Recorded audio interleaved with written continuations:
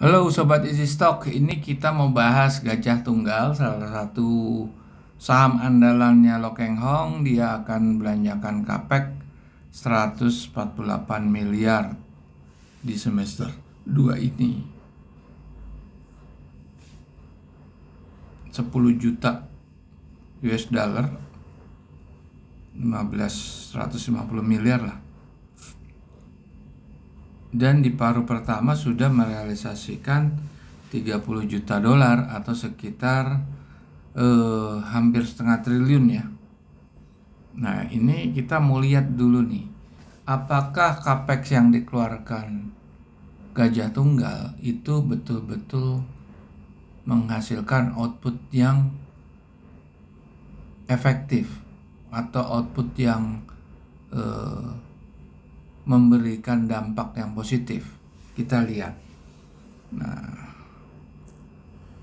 kita akan membahas dengan analisa fundamental dengan menggunakan analisanya dari buku Security Analysisnya Benjamin Graham dan Intelligent Investor, dua buku pegangannya Warren Buffett untuk menghitung nilai wajar saham yang listed di bursa.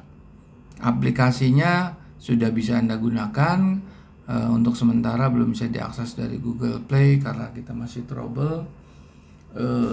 Silakan request link, nanti kita kirim linknya kepada Anda untuk membandingkan harga pasar dengan nilai wajar tertinggi dan terendah.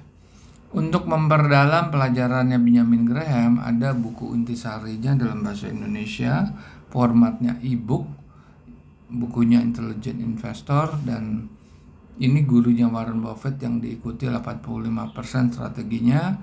Dan ada satu lagi gurunya Warren Buffett, Philip Fisher, bukunya Common Stock and Uncommon Profit, dalam bentuk e-book, summary juga pelajarannya, yang diikuti 15% oleh strateginya oleh Warren Buffett. Ini bisa diperoleh di Tokopedia, Gramedia.com, dan Google Playbook. Oke, kita buka aja sekarang. Oke, kita lihat GJTL.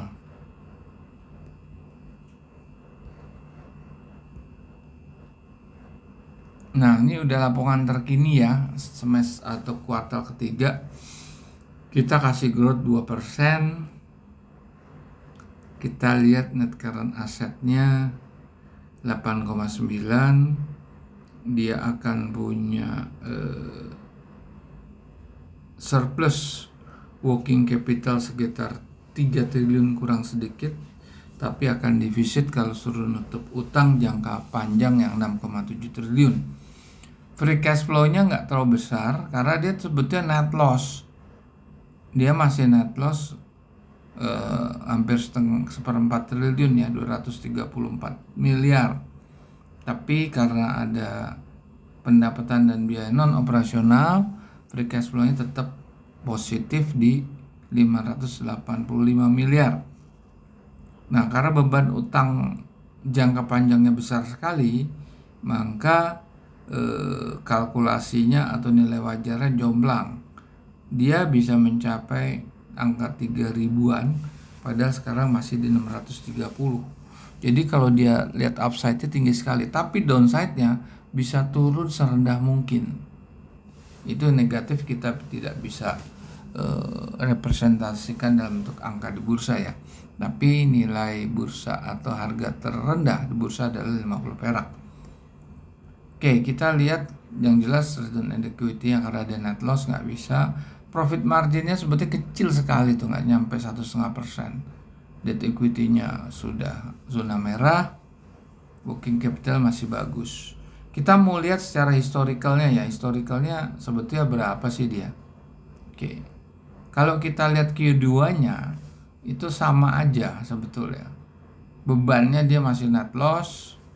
Terus financial ratio yang nggak bagus. Q421 sama juga sebetulnya, beban di utang jangka panjang itu tidak pernah bisa di restructure tetap tetap di angka 6,7 triliun, tidak mampu diutak-utik untuk memperbaiki kinerjanya, tetap dia punya upside yang tinggi. Tapi tahun 2021 itu ada labanya, dia net profit, tidak seperti 2022 sampai detik ini pun masih net loss. Kita lihat 2020 itu juga dia mencetak laba. Jadi sebetulnya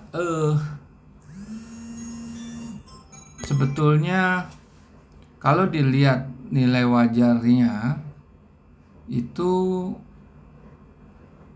yang terbaik malahan di 2020, karena tuh net profit terbaiknya di situ 318.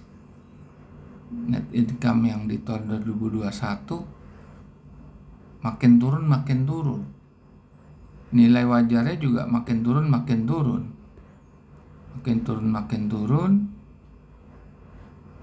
Dan makin turun sampai sekarang pun juga tambah turun lagi di sini. Kuartal ketiga agak mendingan sedikit ya. Di sini kan jadi pertanyaan, ini kalau kita lihat dari harganya memang turun, GJTL tuh turun. Pertanyaannya, Warren Buffett Lo Keng Hong ini rasanya memiliki strategi yang lain. Mungkin dia sudah tidak menjadi value investor di sini, karena beban utang tuh terlalu tinggi. Dia kalau dia lihat cuma sekedar PER sama price book value, mungkin dia akan jatuh di saham ini. Karena saham ini sebetulnya merugi terus di dalam tahun ini, dan beban utangnya sangat-sangat besar, sehingga neraca selalu defisit. Oke? Jadi ini sekedar ulasan saham GJTL-nya yang dimiliki Lo Keng Hong. Terima kasih.